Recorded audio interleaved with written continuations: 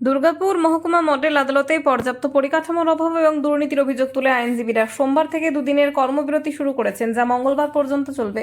দুর্গাপুর বার অ্যাসোসিয়েশনের ডাকে এই আন্দোলন সংগঠিত হয়। আইনজীবীদের অভিযোগ, আদালতে বসার উপযুক্ত ব্যবস্থা নেই এবং ন্যূনতম পরিষেবার ঘাটতি থাকায় সাধারণ মানুষের বিচার পরিষেবা ব্যাহত হচ্ছে। আন্দোলনের সমর্থনে চন্দ্রশেখর বন্দ্যোপাধ্যায় দাবি করেন, আসানসোল দুর্গাপুর উন্নয়ন পর্ষদের প্রকল্প ব্যয়ে বড় ধরনের দুর্নীতি হয়েছে, যেখানে 28 কোটি টাকার প্রকল্প 38 কোটিতে পৌঁছেছে। এই প্রাক্তন আইনমন্ত্রী মলয় ঘটক এবং প্রাক্তন চেয়ারম্যান কবি দত্তের ভূমিকা নিয়েও তদন্তের দাবি জানান। বার অ্যাসোসিয়েশনের সাধারণ সম্পাদক কল্লোল ঘোষ দ্রুত পরিকাঠামো উন্নয়নের আহ্বান জানান। কোনো একটা এজেন্সিকে দায়িত্ব দেওয়া যেতে পারে, এটা রাজ্য সরকার নিজে করতে পারেন। সেক্ষেত্রে দেখা যাবে যেহেতু এটা 22 কোটি টাকার একটা ডিপিআর তৈরি হয়েছিল, ম্যাকিনটোস বান রাইটস এই ধরনের কোনো সংস্থাকে অবজারভেশন করার জন্য দেওয়া যেত, কিন্তু এখানে দেওয়া হয়নি। আমি একটু স্ট্রেট কাট কথা বলতে ভালোবাসি, অনেকের যদি গায়ে লাগে নিজ গুণে আমাকে একটু ক্ষমা করে দেবেন। এখানে এডিডিএ কে এই কারণে দায়িত্ব দেওয়া হয়েছিল যে 22 কোটি টাকার কাজ পরবর্তীকালে সেটা 38 কোটি টাকাতে গিয়ে পৌঁছেছে। এই মাঝের যে ডিফারেন্স মানি, এই ডিফারেন্স মানিটা কোথায় গেল?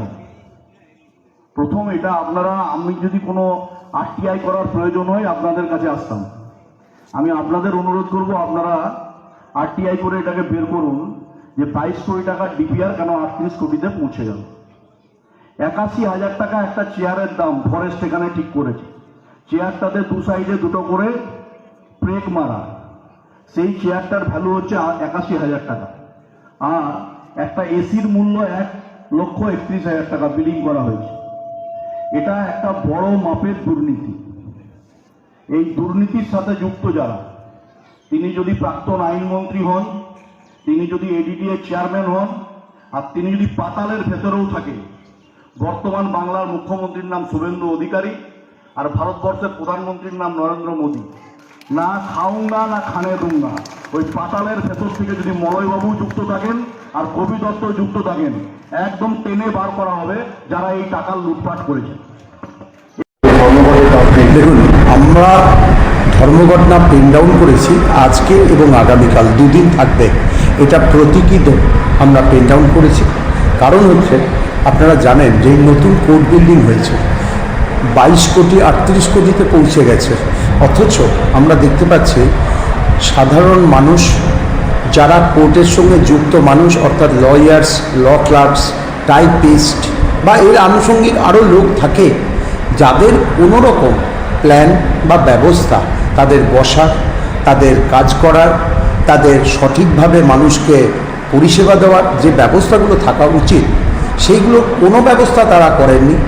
সুপ্রিম কোর্টের যে গাইডলাইন আছে যে কোর্টে কীরকম হবে, একটা মডেল কোর্টে কী কী ব্যবস্থা থাকবে, তার ন্যূনতম অধিকারগুলো আমাদের থেকে বঞ্চিত করে দেওয়া হয়েছে। অথচ বলা হচ্ছে, ডিস্ট্রিক্ট জাজ থেকে বলা হচ্ছে যে এটাকে আপনারা শিফট করে দিন, কোর্ট চালু হয়ে যাক।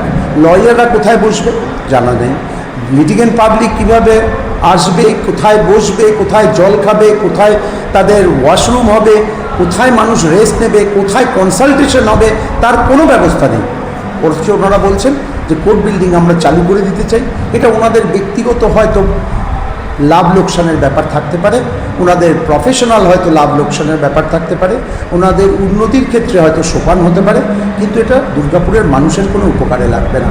তাই এই সমস্ত ব্যবস্থাগুলো সঠিকভাবে যাতে রূপায়ণ হয়, যেন মানুষ হিসেবে আমাদেরকে গণ্য করা হয়, যেন দুর্গাপুরের মানুষের কথা ভাবা হয়, সেই সমস্ত মেনে যত তাড়াতাড়ি সম্ভব এই বিল্ডিংয়ে যেন কাজ চালু হয়, এটার দাবিতেই আমাদের আজকের এই আন্দোলন।